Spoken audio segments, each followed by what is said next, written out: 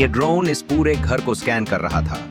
तभी डॉक्टर एगमैन को सोनिक का नीला बाल मिल जाता है, जिससे उसको पता चल चुका था कि सोनिक घर में कहीं छुपा हुआ है। मुच्छर टॉम को डराने धमकाने लगा था कि तभी टॉम को बचाने के लिए सोनिक बाहर निकलकर सामने आ जाता है, जिसे देख मुच्छर के होश उड़ गए थे।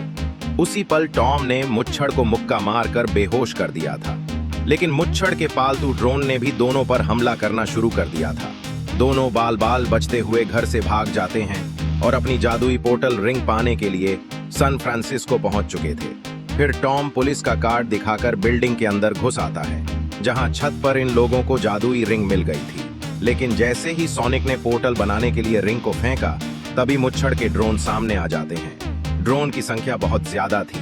ये लोग अब चारों तरफ से घिर चुके थे। जब वो हैरान थे, तभी डॉक्टर मुच्छर भी अपना लड़ाकू विमान लेकर उनके सामने आ जाता है।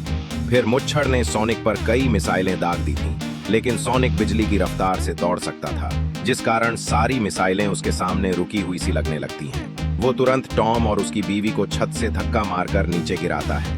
फिर पोर्टल रिंग से दोनों को वापस शहर भेज देता है और खुद मुच्छर से पीछा छुड़ाकर भागने लगता है। लेकिन सोनिक कितना भी तेज भाग ले, वो मुच्छर से अब नहीं बच सकता था, क्योंकि उसका विमान भी उतना ही तेज उड़ सकता था।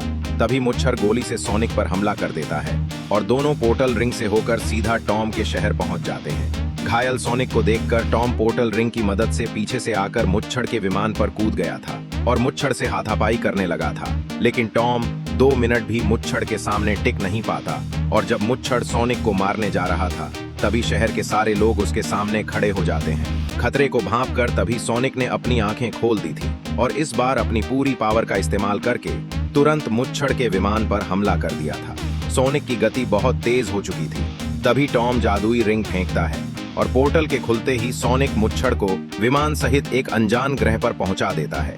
इंसानों की दरियादिली देखकर सोनिक ने पृथ्वी पर रहने का फैसला कर लिया था, क्योंकि अब उसके पास प्यार करने वाले दोस्त और रक्षा करने वाले लोग